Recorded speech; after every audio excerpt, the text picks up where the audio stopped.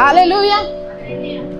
ದೇವರಿಂದ ನನಗೆ ಆಶೀರ್ವಾದಗಳು ಬೇಕು ಅಂದ್ರೆ ಸುಮ್ಮನೆ ಸಿಗಲ್ರಿ.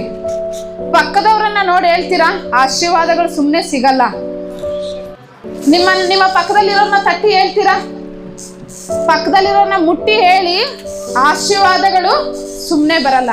ಹೇಳ್ತೀರಾ? ಒಮ್ಮೆ ಹೇಳ್ತೀರಾ? ನಿಮ್ಮ ಪಕ್ಕದಲ್ಲಿರೋರ್ಗೆ ಹೇಳ್ತೀರಾ? ನೋಡಿ, ತಟ್ಟಿ ಹೇಳ್ರಿ, ಒಂಚೂರು ಎಬ್ಬಸ್ರಿ, ಅವ್ರನ್ನ ಎಬ್ಬಸ್ರಿ.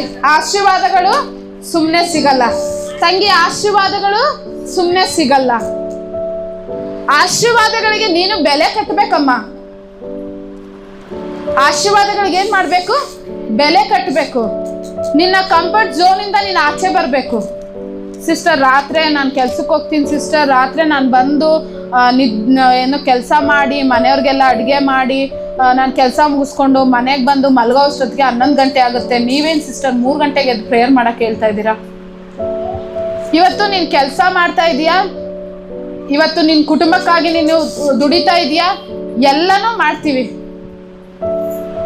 ಒಂದು ದಿನ ನಾನು